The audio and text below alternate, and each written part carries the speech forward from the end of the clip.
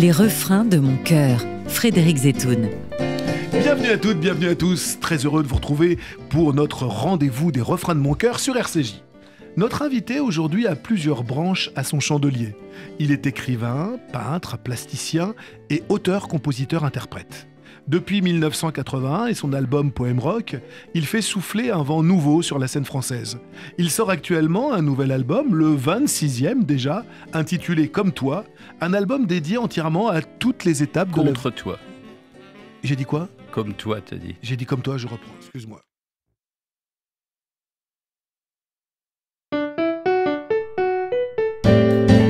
Les refrains de mon cœur, Frédéric Zetoun. Bienvenue à toutes, bienvenue à tous. Très heureux de vous retrouver pour notre rendez-vous des refrains de mon cœur sur RCJ. Notre invité aujourd'hui a plusieurs branches à son chandelier. Il est écrivain, peintre, plasticien et auteur-compositeur-interprète. Depuis 1981 et son album Poème Rock, il fait souffler un vent nouveau sur la scène française. Il sort actuellement un nouvel album, le 26e déjà, intitulé Contre toi, un album dédié entièrement à toutes les étapes de la vie amoureuse. C'est Monsieur Charles-Élie Couture que je suis heureux de recevoir aujourd'hui. Bonjour. Charles-Élie, comment allez-vous ? Ça va très bien, merci. Ravi d'être ici. Eh bien écoutez, nous on est vraiment ravis parce que c'est toujours un plaisir de converser avec vous. Volontiers.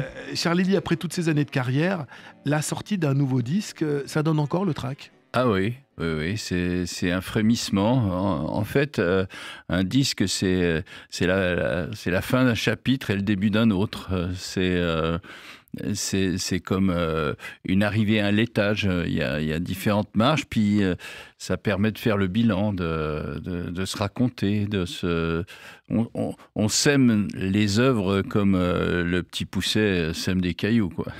Alors, cet album, et je le disais il y a quelques minutes, cet album est entièrement dédié à l'amour. J'ai la sensation, et vous m'arrêtez, je parle sous votre contrôle, que c'est l'un de vos albums les plus accessibles et aussi l'un des albums où dans les textes, vous vous livrez peut-être le plus directement. Ah, c'est vrai que c'est un disque assez intime et dans lequel, effectivement, j'ai choisi des chansons que j'avais composées à différentes périodes de ma vie.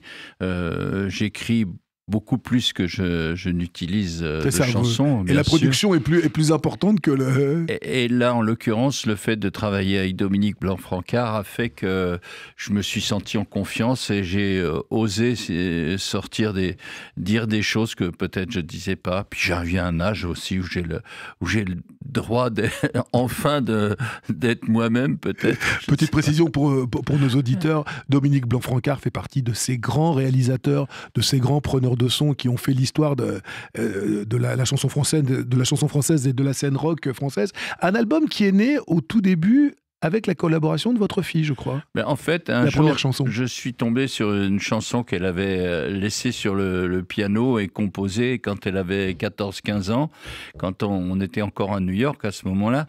Et je vois cette chanson et je l'appelle, je lui dis, écoute, Yamé, tu chantes en anglais, mais tu devrais chanter en français. Ce texte était magnifique. Plus souvent, ouais, parce que tu as écrit une chanson superbe. Et puis, alors, je ne sais pas, peut-être que parce que ça faisait allusion à quelqu'un qu'elle avait choisi d'oublier, mais elle m'a dit, écoute, si tu l'aimes bien, tant mieux, t'as qu'à l'apprendre. Et disons que ça a fait le point de départ de l'album. De cet album. Voilà. Je vous propose tout de suite d'en écouter un premier extrait qui donne bien la tonalité de Contre toi. Ce nouvel album, c'est L'amour est toujours optimiste. On l'écoute.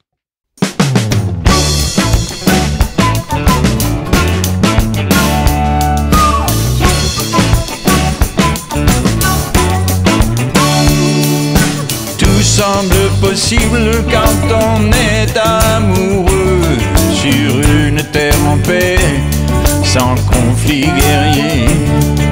Rien avant nous n'a jamais existé. L'amour, c'est de l'espoir à deux.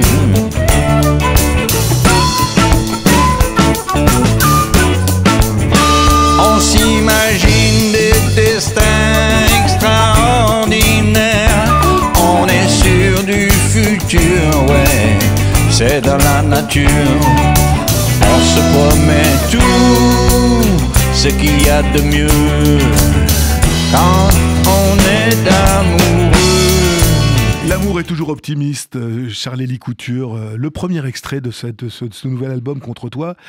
Charlélie, vous vous définissez comme multiste, contraction, et non pas contraction de multi-artiste.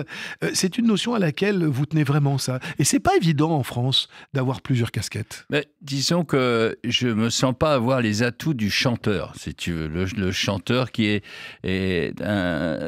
utilise ses atouts naturels pour profiter de son charme, soigner son ramage, son plumage, percher sur une branche de micro et qui s'envole dès que la saison change. Et moi, c'est pas ça. En fait, depuis le début, j'ai utilisé la musique pour porter des poèmes, porter des idées, et plus que dans la notion de charme, encore une fois. Vous ne vouliez pas séduire à tout prix. Voilà, j'essayais d'utiliser le véhicule de la chanson pour transporter des idées, si tu veux. Mais et donc comme à côté de ça, je peins avec autant d'engagement. Et que vous écrivez aussi. Et j'écris aussi beaucoup, c'est certainement ce que je fais le plus. Et justement, qu'est-ce que la chanson vous permet d'exprimer, de donner aux autres, que la littérature et la peinture ne vous permettent pas? La chanson, c'est une évocation. C'est pas une démonstration, c'est une évocation. C'est plus une parabole. C'est pas un tract. Enfin, la manière que j'ai de l'aborder, c'est plus quelque chose qu'on va partager ensemble, comme on partage un repas, comme on partage une émotion ensemble. Et en ça, la chanson est absolument merveilleuse, parce qu'elle crée ce lien entre les gens, alors que la littérature va être une parole de 1 à 1. C'est un peu comme la peinture. C'est du one-to-one, quoi, vraiment. C'est ça, one-to-one. Charlie, je vous rappelle le principe de notre émission. Vous avez eu la gentillesse de nous souffler 3 chansons que vous aimiez particulièrement, et nous allons comme ça nous promener au gré de vos choix musicaux. Le premier de vos choix, c'est une artiste dont on parle beaucoup en ce moment, consacrée lors des dernières victoires de la musique. Elle a remporté pas moins de 4 victoires de la musique. C'est Zao de Sagazan, dont vous avez choisi la chanson qu'on entend un petit peu partout en ce moment, la chanson qui commence un tout petit peu à passer en radio. La chanson s'appelle La Symphonie des éclairs. Pourquoi elle et pourquoi ce titre? Je trouve qu'elle a d'abord, dans la production actuelle de musique, les gens sont souvent très obligés à une réussite rapide, et du coup, au lieu de s'exprimer pour ce qu'ils sont, ils imitent des choses qui existent. Alors, voir apparaître quelqu'un qui a un vrai tempérament et qui semble être... une vraie singularité. Oui, puis qui a de la ressource, qui a des trucs derrière. Enfin, on sent qu'il se passe quelque chose au-delà de la forme. C'est plutôt exaltant. Enfin, j'aime bien ça chez cette chanteuse. Vous pensez qu'il est plus facile de sortir du lot aujourd'hui ou il y a 40 ans, lorsque vous êtes arrivé? C'est très différent, parce qu'aujourd'hui, on apparaît à toute vitesse. C'est des épiphénomènes. Oui. Quand ça marche, ça se met à marcher très vite, très haut, très fort, mais il n'y a pas de base. On vit une époque de bambou, quoi. La colonne vertébrale n'est pas forcément là, quoi. C'est surtout qu'on a peu le temps de s'installer dans la durée. Or, pour créer un auditoire, pour qu'une fidélité s'établisse avec le public, il faut qu'il y ait le temps. Et le temps, souvent, aujourd'hui, ils ne l'ont pas. Donc, il y a des choses formidables qui se passent, mais d'abord, il y a énormément de propositions. Et du coup, c'est difficile de s'installer, de se tromper, parce que ce que ne veulent pas les jeunes aujourd'hui, c'est se tromper. Ils veulent tout de suite arriver à quelque chose. Moi, j'ai pas arrêté de me tromper. Oui, c'est surtout qu'on leur interdit de se tromper. Et c'est ça, c'est ils sortent de la route tout de suite, quoi. C'est ça. Et ça vous rend pas un petit peu inquiet, ça, quand vous voyez donc justement votre fille Yamé, et donc c'est le métier, qui cherche vraiment à se faire entendre. Alors Yamé a tellement compris que c'était difficile de se faire admettre dans le pluridisciplinaire, qu'elle a quand même même surtout concentré sa carrière autour de l'acting. C'est ça, du théâtre. Et du théâtre, du cinéma. Elle chante aussi d'ailleurs. Elle peut chanter, mais je crois que les freins qu'elle se met à elle-même viennent de ce que elle ne veut pas être une chanteuse qui joue la comédie, mais plutôt une comédienne qui chante. Qui je pense qu'elle a ça chanter dans sa nature. Je vous propose d'écouter tout de suite donc votre choix, Zao de Sagazan, une artiste singulière, mais être singulier, n'est-ce pas là la définition même de l'artiste? Je vous propose qu'on l'écoute tout de suite.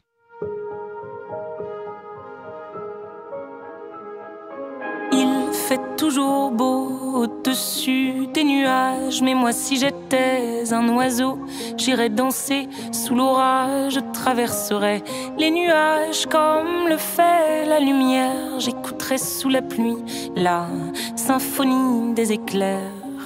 Dès sa plus tendre enfance, elle ne savait pas parler autrement qu'en criant tout bas. Pas faute d'essayer de les retenir, ces cris et ces larmes qui les faisaient tant.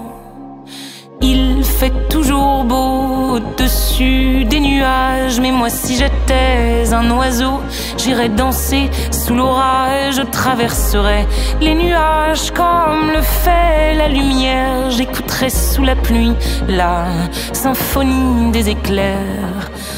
La symphonie des éclairs, Zao de Sagazan, le choix de Charlélie Couture dans les refrains de mon cœur.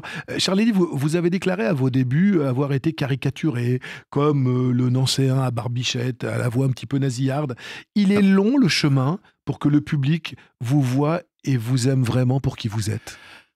En fait, j'allais dire, je ne veux pas entrer en conflit, mais c'est plus avec les médias que c'était difficile. Le public, lui, il a assez vite compris qui j'étais, mais les médias m'ont collé à l'avion sans aile, par exemple, parce que ça avait effectivement été un succès populaire, et au lieu de m'accorder la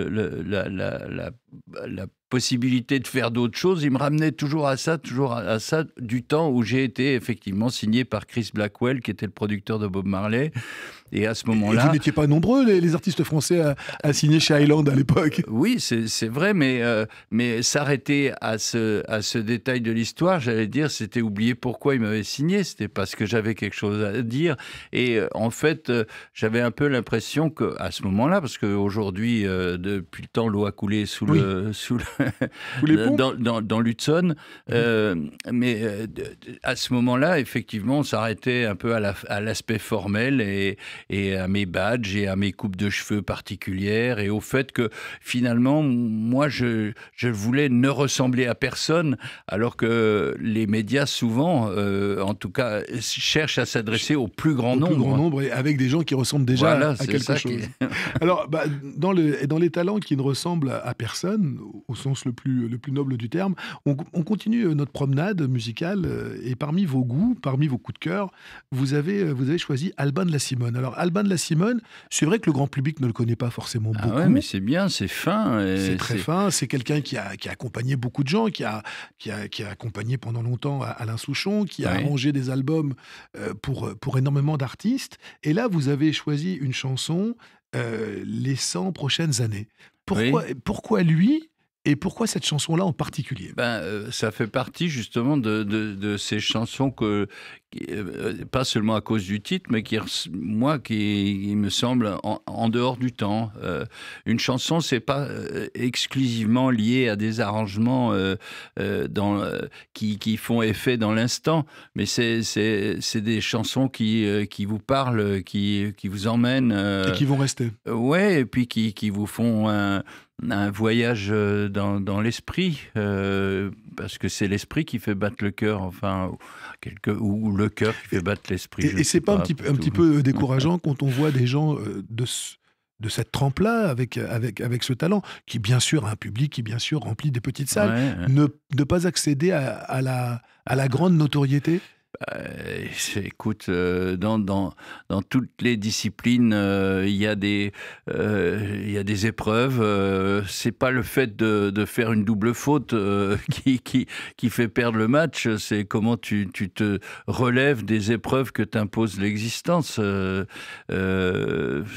fait que ce soit difficile, bah oui, c'est difficile, mais... Et puis le talent, n'est-ce pas, de tenir. J'écoutais il y a très longtemps quelqu'un que vous avez connu, et Jean-Louis Foulquier sur France Inter, bien sûr. qui un soir a interviewé Léo Ferré, et à un moment il lui dit: Léo, c'est quoi le talent? Et là il y a un vieux silence. Je pensais que les piles de mon transistor m'avaient lâché.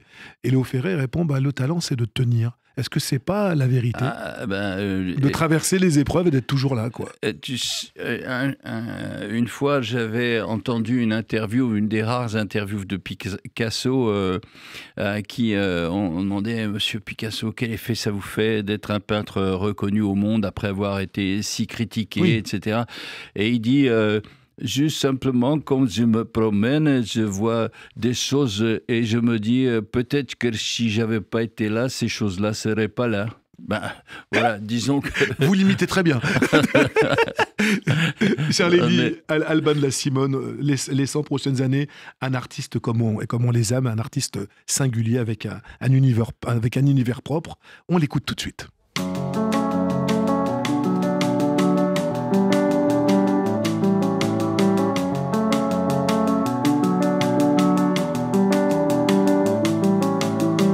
Je suis père et fils et je fus mari, années 70 avant Jésus-Christ.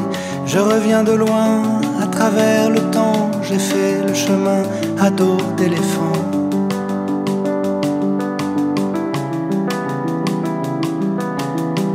Mon cheveu farine et ma peau me ment, c'est une patine, c'est un ornement. J'ai bien aimé hier, bien aimé avant, mais j'ignore comment faire sans toi maintenant.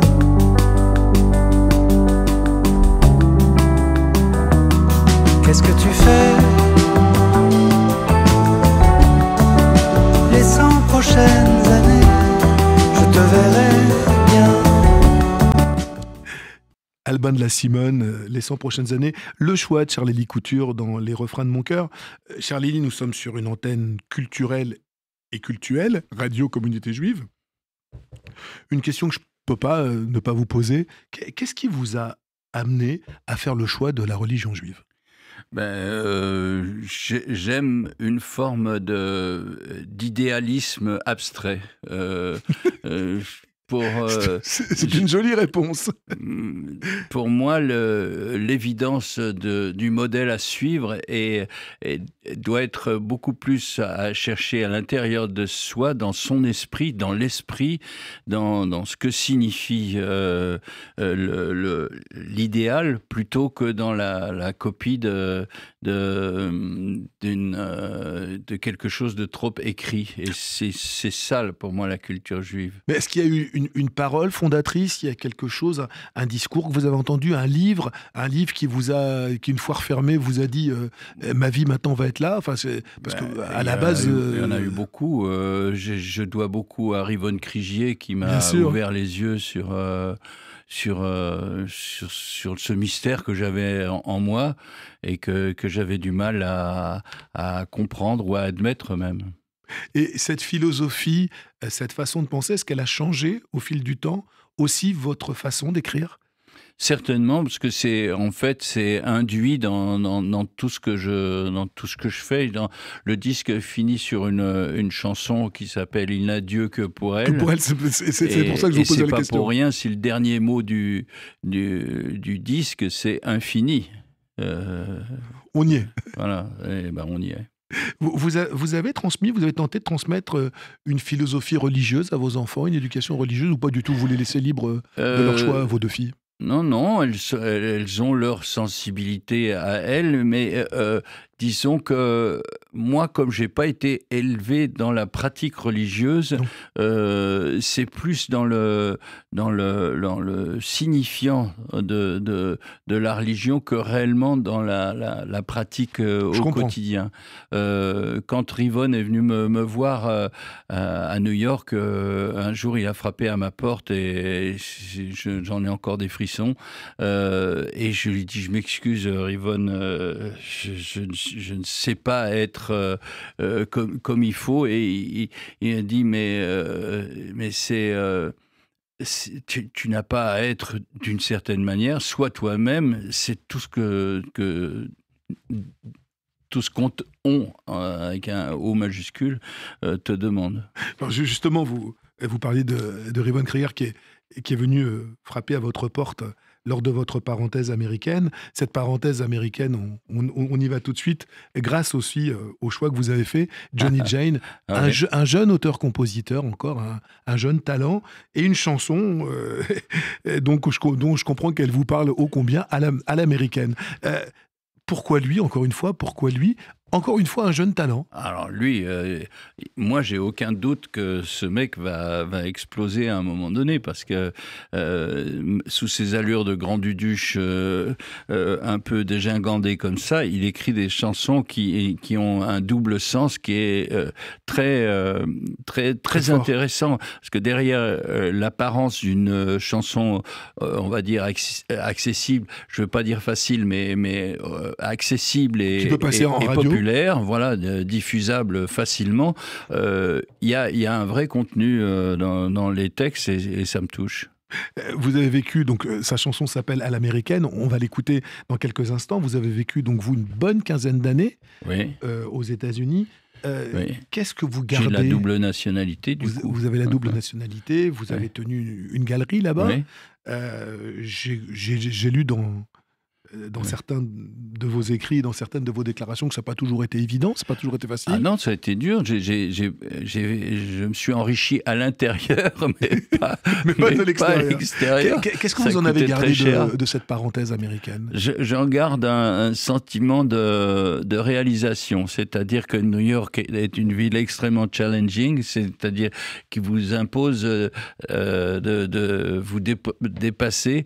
Et quand on a atteint ses propres limites, alors je trouve qu'on est serein. Souvent, les gens vivent avec beaucoup de réserve, et c'est le fait d'en garder sous la pédale qui nous rend insatisfaits souvent. Ce que je veux dire, c'est que New York m'a vraiment obligé de me dépasser. Ouais, c'est ça. Et donc, du coup, quand j'en suis revenu, j'étais beaucoup plus serein. On écoute tout de suite à l'américaine, Johnny Jane, le choix de Charlie Couture dans les refrains de mon cœur.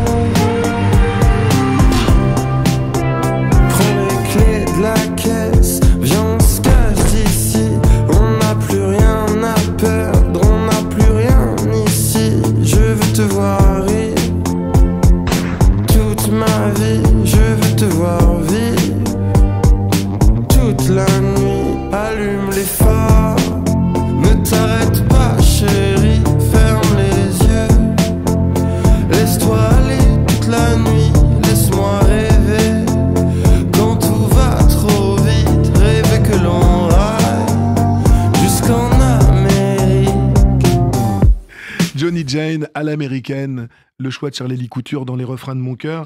Je rebondis, Charlie, sur le dernier mot que vous avez prononcé juste avant que nous écoutions ce jeune auteur-compositeur. C'est cette notion d'apaisement, de sérénité. On vous sent apaisé comme jamais dans cet album. J'allais dire, je suis devenu mortel et j'ai accepté la chose, non pas tant que physiquement, j'en eus jamais douté, mais j'ai longtemps cru que mes chansons tiendraient le coup et continueraient d'exister parce que je les ai écrites par le fond. Et autant c'est vrai vis-à-vis du public, autant je me suis rendu compte, parce que les vagues se succèdent, que même ça risquait de se faire recouvrir par le sable des années. Et du coup... vous avez conscience quand même qu'il y a quelques chansons qui sont quand même rentrées maintenant oui, mais c'est les quelques, en l'occurrence, qui reviennent et qui sont toujours les mêmes. Et c'est très difficile de faire entendre qu'on est toujours vivant. Mais il y a la scène pour ça. Il y a la scène, mais c'est pareil. Les programmateurs, ils ont 40 ballets, et s'ils n'ont pas entendu parler de moi d'une manière ou une autre, ils ne pensent pas... peut-être à me programmer, si vous voulez. J'entends bien, mais votre public, lui, est toujours là. D'ailleurs, on va lui donner rendez-vous à votre public. Chic alors. 16 et 17 avril au Théâtre de l'Atelier. Ça, c'est les premiers concerts. Mais enfin, il y a toute une tournée qui se monte derrière. Il y a toute une tournée derrière. Mais là, sur Paris, pour les gens qui nous écoutent et qui veulent vraiment venir découvrir ce nouvel album, Contre toi, je ne fais pas de la flagornerie, c'est pas le genre de la maison. J'ai eu un vrai plaisir à écouter cet album. C'est un album, on peut pas écouter une chanson, on l'écoute vraiment comme on a pu écouter Melody Nelson de Gainsbourg il y a quelques années. C'est vraiment un concept album, c'est une histoire, c'est toutes les saisons de l'amour. Très justement tout à l'heure, en fait, c'est les différents états de l'amour, parce que on parle toujours, quand on parle d'amour, on parle différentes saisons de l'amour, du bon moment, le moment d'exaltation, mais enfin, il y a le avant, pendant et après. Printemps, été, automne et hiver, il y a des amours qui finissent glaciaux. Écoutez, en tout cas, l'ambiance à l'issue de vos concerts, elle est tout sauf glaciale. Je redonne rendez-vous aux gens qui nous écoutent. Allez découvrir, allez redécouvrir Charlélie Couture, 16 et 17 avril au Théâtre de l'Atelier. Écoutez cet album Contre toi, un superbe album. Charlélie, on arrive à l'issue de notre rendez-vous. Une toute dernière question que je pose à tous mes invités. Quel est le plus beau cadeau que ce métier vous ait fait à ce jour ?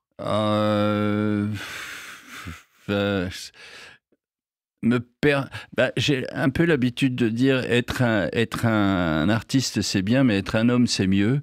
et ce métier m'a permis de rester moi-même, d'élever mes enfants. Je vis avec la mère de mes enfants. Je m'apprête à être grand-père. Formidable. Et tout ça certainement grâce à la chanson qui m'a permis de vivre de ce que je faisais. Merci à vous. Et merci à vous, et jusqu'à 120 ans, comme on dit chez nous. Merci beaucoup, Charlélie.